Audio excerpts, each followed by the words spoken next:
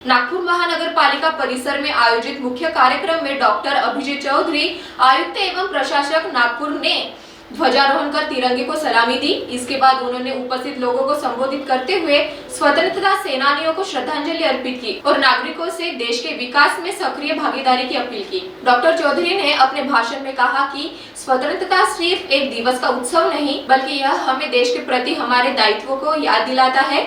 उन्होंने स्वच्छता, पर्यावरण संरक्षण, नागरिक भागीदारी और डिजिटल नागपुर जैसे अभियानों को सफल बनाने में जन सहभागिता पर जोर दिया। इस प्रकार नागपुर में स्वतंत्रता दिवस की भावना के साथ देश के लिए कुछ करने का संकल्प भी लिया गया। डॉक्टर अभिजीत चौधरी द्वारा दिए गए इस संदेश में नागरिकों में नई ऊर्जा और प्रेरणा का संचार किया है। तसेच नागपूर मधल्या सर्व लोकांना सर्वप्रथम मी 79 जे आपलं स्वातंत्र्य दिन आहे त्याच्या हार्दिक शुभेच्छा देतो। आजच्या दिवशी ज्या असंख्य अशा स्वातंत्र्य सैनिकांनी त्यांच्या प्रचंड बलिदानातनं आपल्याला स्वातंत्र्य मिळवून दिलं, त्यांना श्रद्धांजली अर्पण करतो।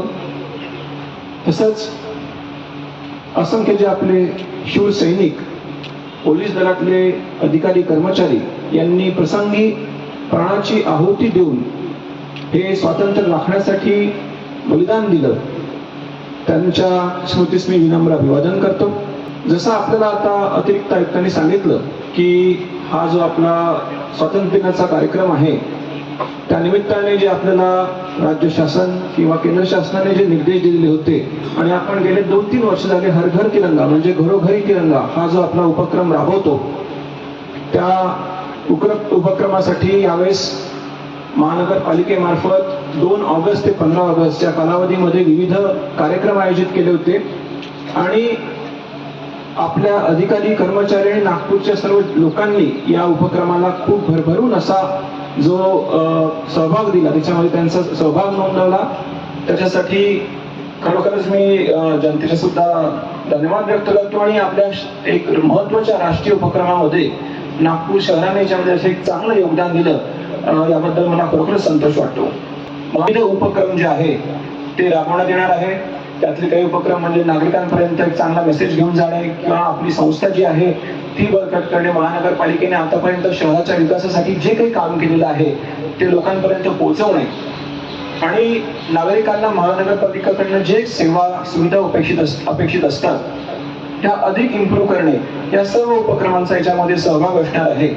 आणि मला खात्री आहे की सर्व आमचे अधिकारी कर्मचारी विशेष प्रयत्न करून हा जो आपले विविध उपक्रम आपण 75व्या वर्षाच्या निमित्ताने आपल्या स्थापनेच्या आयोजित करणार आहोत किंवा राबवणार आहोत, त्याच्यामध्ये चांगलं योगदान देतील। देशाच्या प्रगतीसाठी सुद्धा देशाने नेहमीच खूप चांगलं योगदान दिलेलं आहे। आजही आपल्या शहराची, आपल्या देशाची जी आपली एक अर्थव्यवस्था आहे की आपण 5 ट्रिलियन इकॉनॉमीकडे जातो आहोत आणि ते ड्रीम अचीव्ह करण्यासाठी येत्या नजीकच्या 2-4 वर्षाच्या कालावधीमध्ये ते आपण अचीव्ह करणार आहोत। ते अचीव्ह करण्यासाठी नागपूर शहराचं कॉन्ट्रीब्युशन हे अतिशय महत्त्वाचं असणार आहे, नेहमीच महत्त्वाचा वाटा राहिलेला आहे। अगदी पायाभूत सुविधांचा विकास असेल शहरातल्या, म्हणजे विविध आपले प्रदूषण निर्मूलनाचे प्रकल्प असतील, नाग नदी प्रदूषण निर्मूलन प्रकल्प असेल, पोरा नदी प्रदूषण निर्मूलन प्रकल्प आहे, विविध रस्ते, ब्रिजेस, इतर बेसिक इन्फ्रास्ट्रक्चरचे ज्या उपक्रम आहे ते शासनाबरोबरच महानगरपालिका सुद्धा मोठ्या प्रमाणात राबवून आपल्या शहराला एक इन्फ्रास्ट्रक्चर मध्ये अव्वल दर्जाचं शहर बनवण्यासाठी प्रयत्न करत आहे। या सर्व्हिसेस, या सुविधा अधिक चांगल्या पद्धतीने देण्यासाठी म्हणून महानगरपालिका प्रयत्न करत आहे। मग ते वेगवेगळ्या प्रोसेसेसचं जे सुलभीकरण असेल ते करणं किंवा या सुविधा ऑनलाईन उपलब्ध करून देणं, यासाठी आपण प्रयत्न करतो आहोत। आरोग्य सुविधा, पाणी पुरवठा, शिक्षण, उत्तम गार्डन्स उपलब्ध करून देणे, स्वच्छतेविषयक चांगल्या सुविधा पुरवणे, अग्निशमन दल यांच्या मार्फत ज्या डिझास्टर मॅनेजमेंटच्या सर्व्हिसेस असतात त्या पुरवणे, यासाठी विविध विभागांना आपण अधिक सक्षम करून अधिक चांगल्या पद्धतीने प्रॉम्प्टली आणि लोकाभिमुख अशा पद्धतीने या सुविधा पुरवण्यासाठी प्रयत्न करत आहोत। गेल्या काही वर्षांमध्ये झपाट्याने वाढलेली आहे शहराची जॉग्राफिकल म्हणजे भौगोलिक व्याप्ती जी आहे ती सुद्धा जी डेव्हलपमेंट झालेला एरिया आहे तो वाढतो आहे, तर आपल्याला या सुविधा जर लोकांना त्यांच्या अपेक्षित पद्धतीने जर आपल्याला पुरवायचे असेल तर आपल्याला आपली संस्था बळकट करणं देखील अतिशय महत्त्वाचं आहे. आणि त्या दृष्टीने देखील आम्ही प्रयत्न करत आहोत. अनेक वर्षापासून आपल्याकडे जी कायमस्वरूपी अशी भरती प्रक्रिया राबवण्यात आली नव्हती ती आपण गेल्या वर्षामध्ये राबवलेली आहे आणि जवळजवळ 245 एवढ्या पोस्टसाठी आपली भरती प्रक्रिया जी आहे ती राबवून झाली आहे. त्यातले काही जण आता रुजू व्हायला देखील सुरुवात झालेली आहे. त्याचबरोबर ट्रान्सपरन्सी येण्यासाठी आणि नागरिकांना आपलं जे ऍप्लिकेशन आहे ते कुठे आहे हे व्यवस्थित तपासता यावं यासाठी ज्या ई ऑफिसची सुविधा आहे ती सुद्धा आपण आता राबवण्याचा निश्चय केलेला आहे.